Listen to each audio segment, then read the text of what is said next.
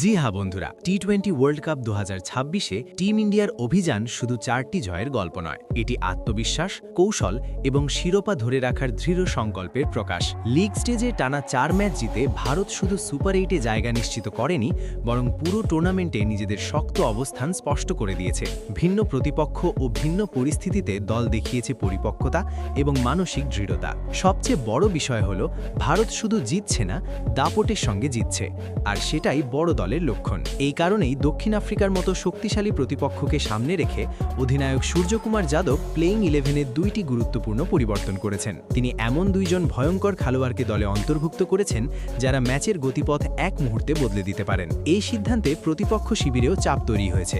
বন্ধুরা, আপনাদের জানাই যে অধিনায়ক সূর্যকুমার যাদব যে খেলোয়াড়দের প্লেইং 11-এ অন্তর্ভুক্ত করেছেন তারা সবাই টি-20 ওয়ার্ল্ড কাপ 2026-এর গ্রুপ পর্বের প্রতিটি ম্যাচে দুর্দান্ত জয় পেয়েছে। তবুও অধিনায়ক সূর্যকুমার যাদব দক্ষিণ আফ্রিকাকে বিধ্বস্ত করার জন্য তার প্লেইং 11-এ গুরুত্বপূর্ণ পরিবর্তন এনেছেন। এখন প্রশ্ন হলো, ফাইনাল প্লেইং 11 কেমন হবে এবং কারা মাঠে নামবেন? এই ভিডিওতে আমরা আপনাদের সবকিছু বিস্তারিতভাবে জানানোর চেষ্টা করব, তাই ভিডিওটি শেষ পর্যন্ত অবশ্যই দেখবেন। তবে তার আগে আপনাদের কি মনে হয়, ভারতীয় দল কি পারবে এই ম্যাচে দক্ষিণ আফ্রিকাকে হারিয়ে সুপার 8 পর্বের ম্যাচ শুরু করতে? নিচে কমেন্ট করে জানাতে ভুলবেন না।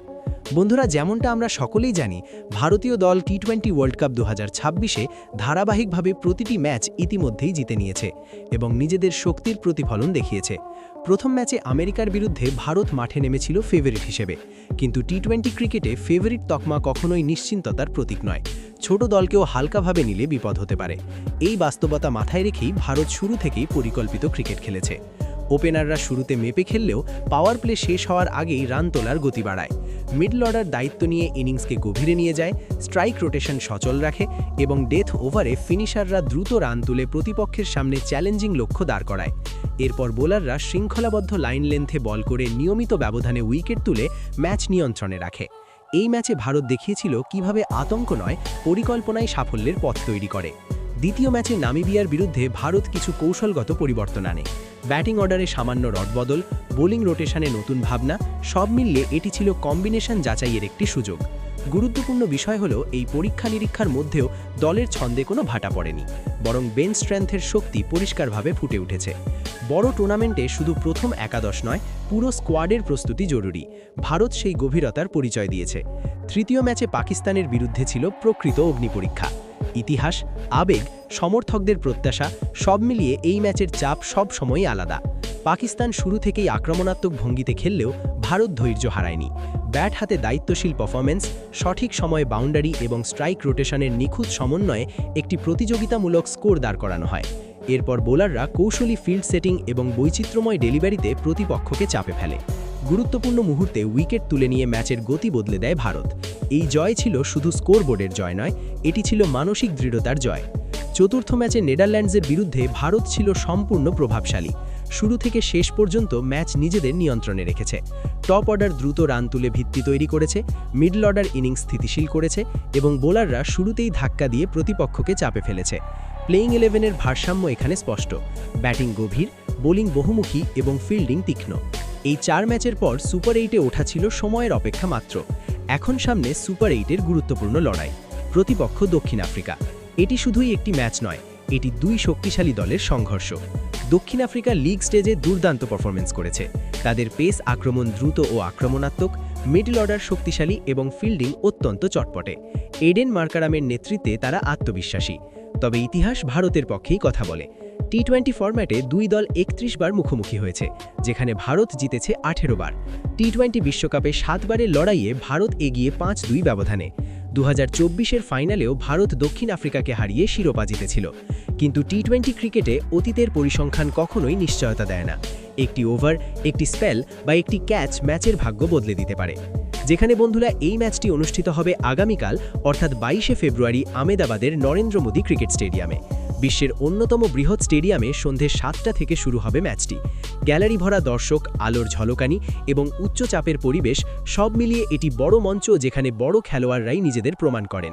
এই ম্যাচ জয় মানে শুধু 2 পয়েন্ট নয়, এটি সেমিফাইনালের পথে বড় পদক্ষেপ এবং মানসিক আধিপত্য প্রতিষ্ঠার সুযোগ।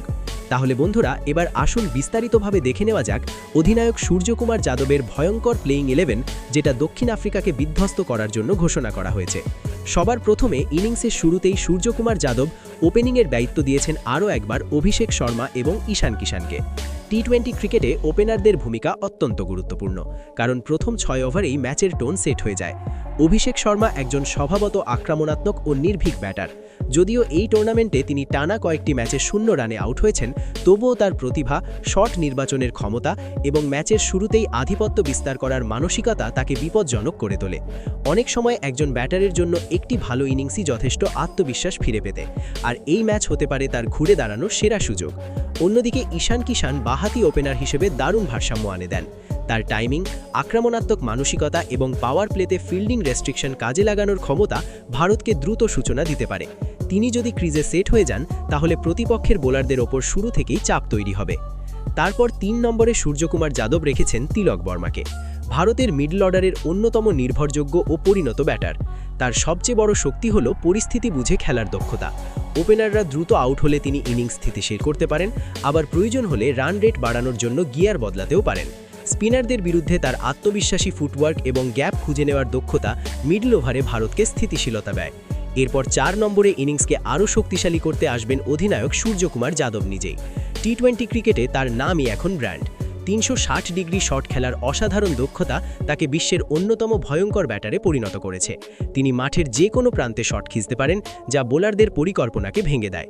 বড় ম্যাচে তার আত্মবিশ্বাস, নেতৃত্বগুণ এবং কৌশলগত চিন্তাভাবনা দলকে আলাদা শক্তি দেয়।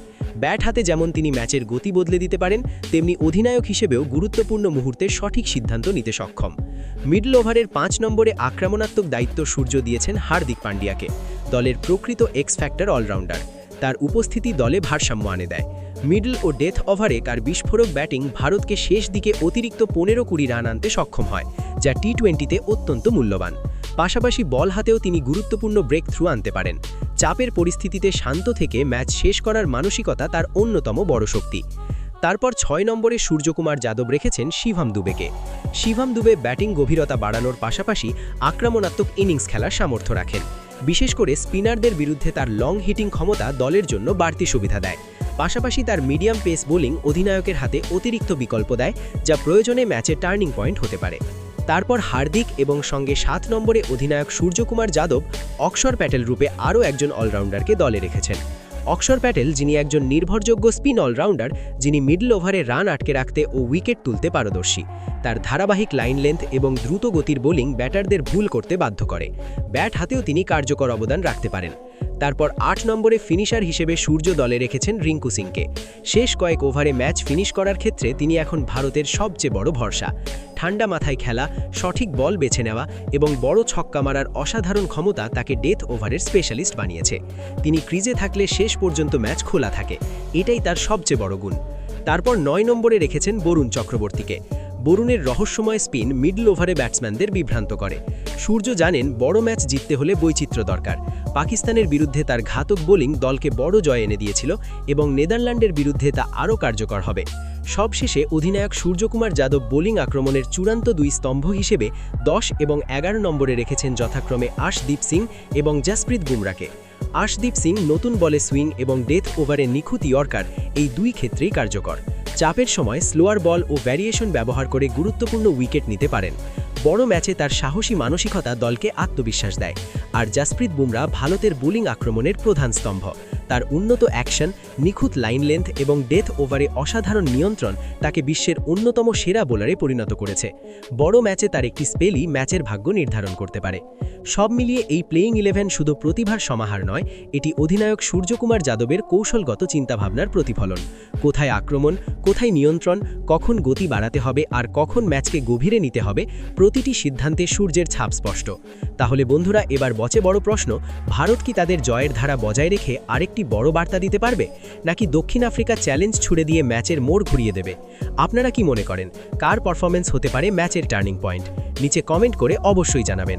ভিডিওটি ভালো লাগলে লাইক করুন, শেয়ার করুন এবং চ্যানেলটি সাবস্ক্রাইব করে বেল আইকনটি প্রেস করতে ভুলবেন না। ধন্যবাদ সকলকে। জয় হিন্দ।